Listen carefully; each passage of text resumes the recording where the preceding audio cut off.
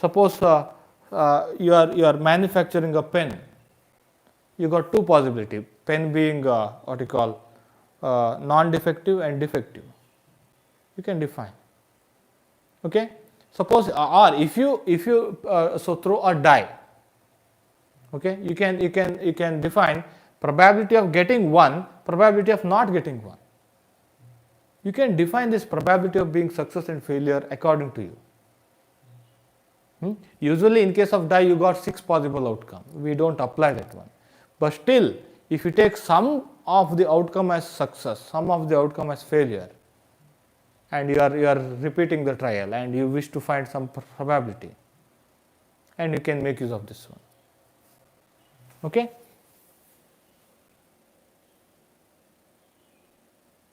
Yeah, in Reef he got 4 times NPQ. Why he got NPQ? Wait a second. We shall derive it out. Okay. Just put some question mark.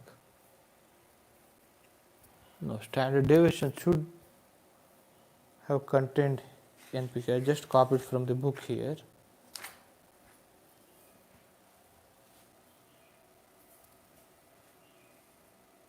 Yeah, it turns out to be 4 times NPQ. How he derived root NPQ?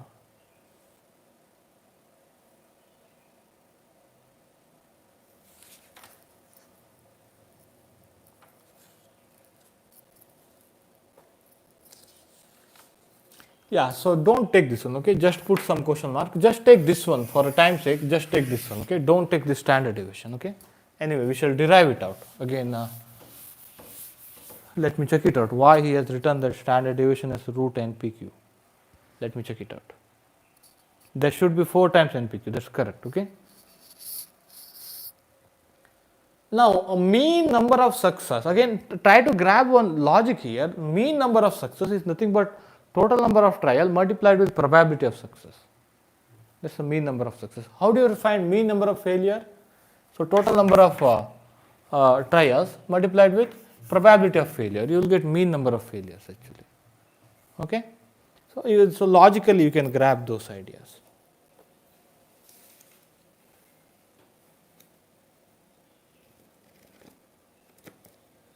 Now he is asking that why can't we apply this one for the previous problem where 2 students solve the problem, okay? But we have 2 students over there, am I right? Not 1 student doing the trial many times. We have 2 students. Are you getting my point? Each student have got success and failure. So that's why this is concerned with the trials of repetitive nature. But there you got 2 students actually. Let us try to apply that one. Once we start applying, you will understand the whole story actually. Okay, wait a second. Let me take one best example. Probability that a pen manufactured by a company will be defective is 1 by 10. Okay. Yeah, what is that company? Out of 10 pen, 1 is defective, isn't it? Probability that a pen manufactured by a company will be defective is 1 by 10. Okay. So, probability being defective 1 by 10. You can take it as a success. That's not a success actually, it's a failure, whatever. So can I take it as P? Then what is Q? Probability. So pen being non-defective. Non-defective, any other word? Whatever. Okay. That's equal to 9 by 10. I call it as Q. Whatever. Okay. You can take anything as a success, anything as a failure. Okay. Now the question is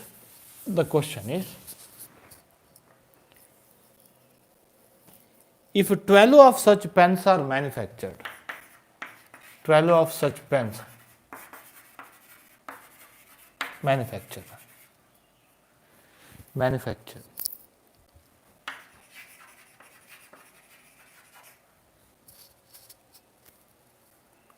That means you have done 12 trials.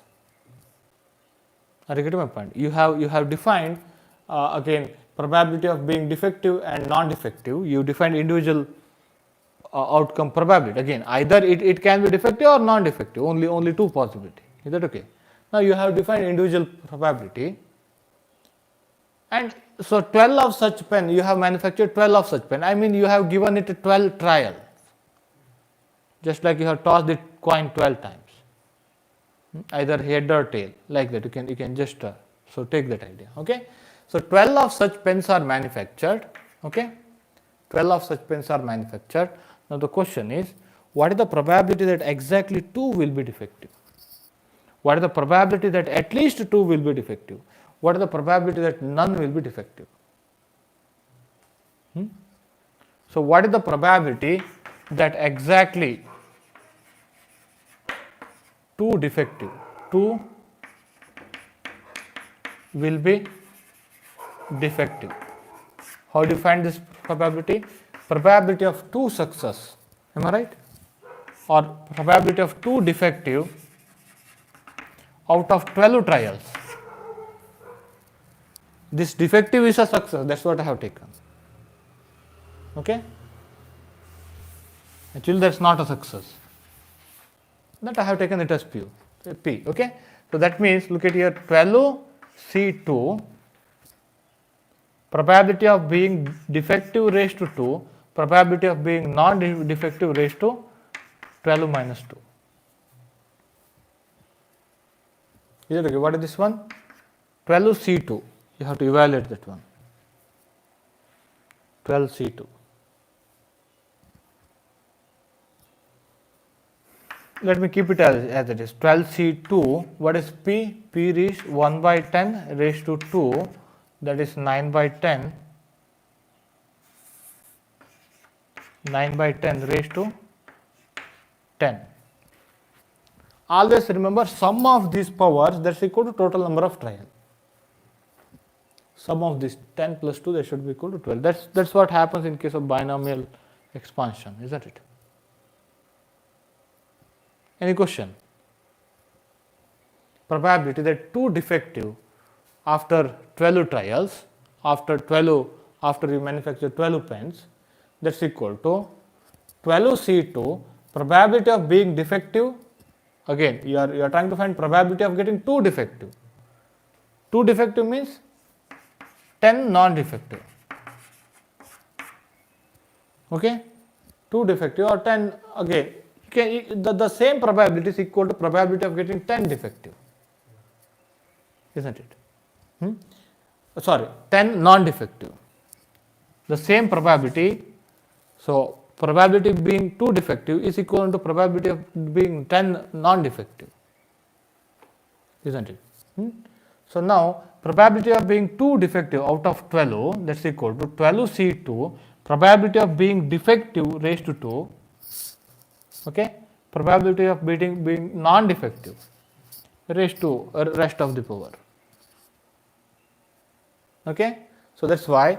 So out of n trial, okay, out of n trial, probability of getting R success, that's equal to NCR, probability of success raised to R, remember, and other part 1 minus P raised to n minus R. But here I have taken probability of 2 being defective, that's why probability of being defective raised to 2, that's what you have to raise the power, and probability of being non-defective raised to rest of the powers. Okay? Probability of exactly 2 will be defective, you can get it like this. Now look at here, probability at least 2 will be defective.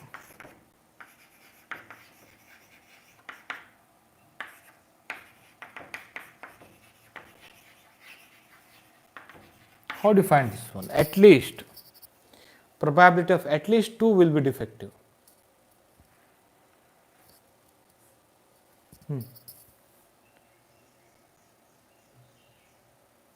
Probability of at least 2 will be defective. What do you mean by at least 2? Either 2 defective, 3 defective, 4 defective, or all 12 defective.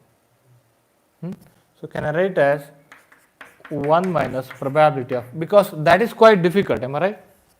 That's equal to, this equal to probability of 2 defective out of 12 trial plus probability of 3 defective out of 12 trial plus and so on probability of 12 defective out of 12 trials. Am I right? This means at least 2 defective.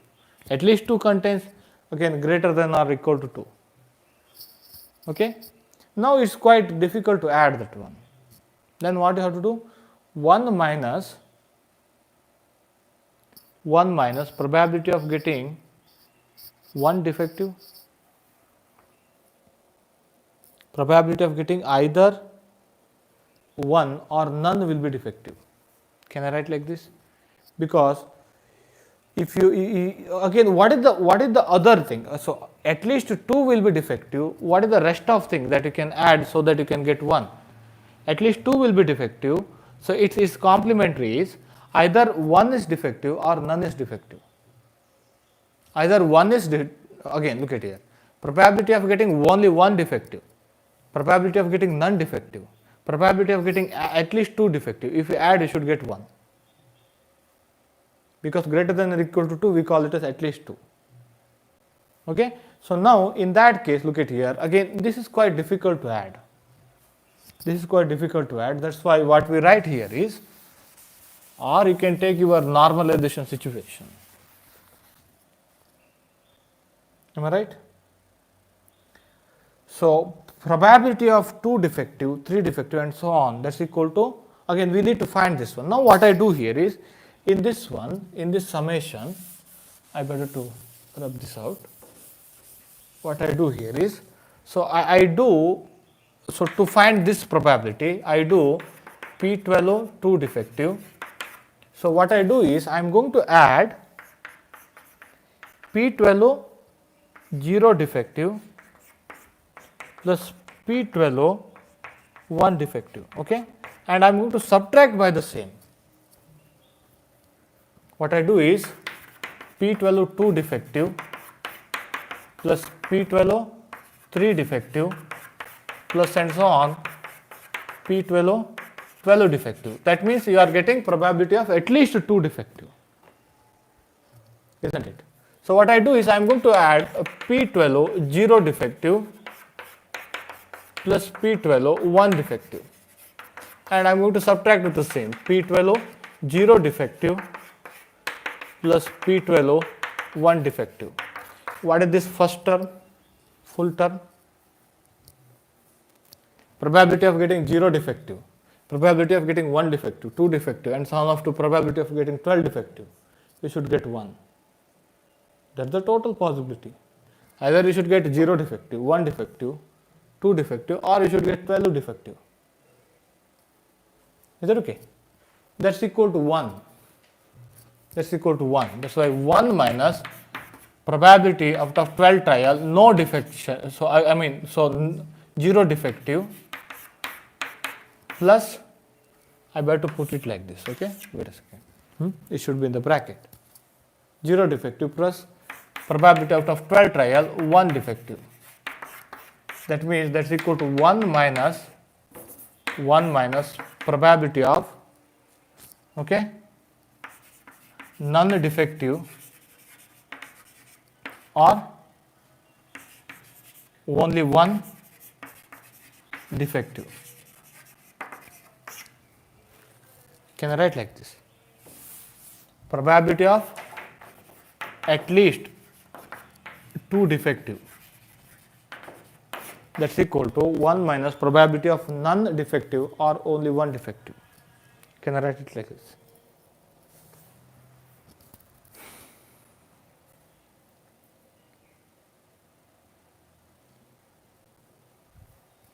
Yeah, that's correct. Now you should observe that this is your normalization factor. Or if you try to just elaborate this thing, look at here, this is nothing but 12C0, P raised to 0, Q raised to 12, okay. So again second one is q raised to 12, plus second one is 12c1 p raised to 1 q raised to 11, and so on, 12c12 p raised to 12 q raised to 0. This is nothing but p plus q raised to 12. What is p plus q? P plus q should be equal to 1. 1 raised to 12, 1. Are you getting my point? This is nothing but you have collected all terms in the binomial expansion, that is p plus q raised to 12. Maybe order is here. First term is this one, second term is this one, third term, and so on up to this one. Observe that one. Okay. Now last one is, what is the probability of getting none will be defective or 0 defective? Am I right? Out of 12 trial, 0 defective. That you can find. Am I right? That means 12C0, probability of being defective raised to 0, q raised to 12. You can find that one. This q also can be written as 1 minus p. Try to apply your whole idea to this one and try to solve at least a couple of example problem and outside problem from Gravel or from any other book on binomial distribution.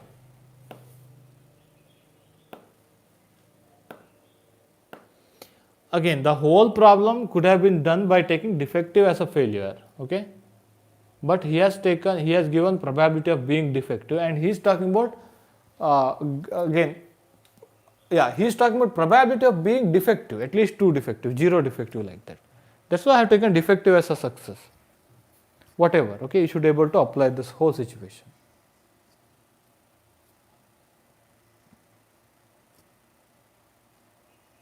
Suppose if I am working in the company and I hate the manager,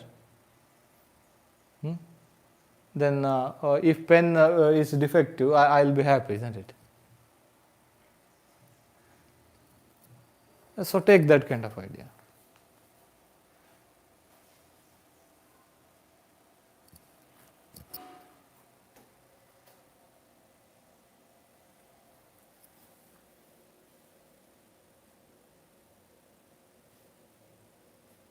Yeah, again, can you just get me that you have Reef book?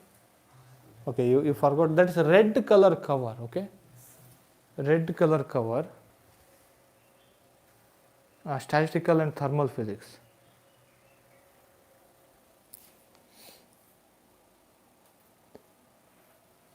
Yeah, whatever, again, you can choose anything as a success, anything as a failure. That's why what I am saying is, while writing here, 0 defective, probably out of 12 trial, 0 defective. So again, 12C0, probability of being defective raised to 0. That's how you better remember. Okay, and the rest of the powers will go to other one. So rather than saying one as success or failure, remember directly. Is that okay? So that can be either success or failure. Don't worry about that one. You should raise this power like this, raised to 0.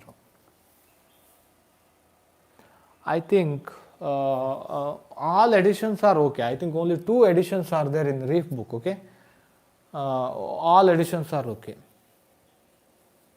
Let me check out, okay? I don't think soft copy is available. Let me check out.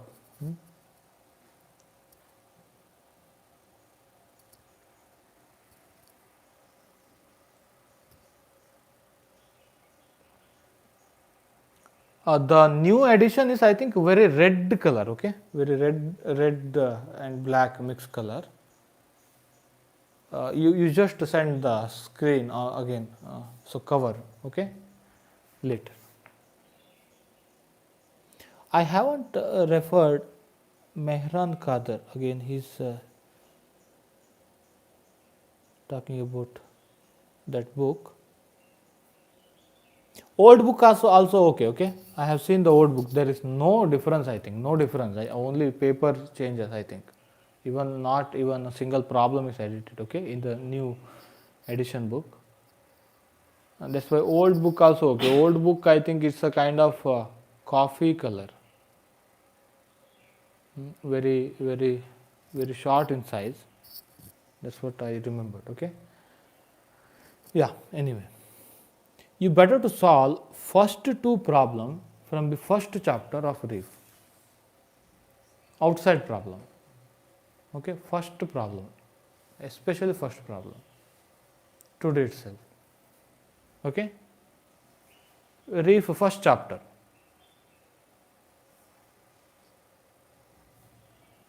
Yeah.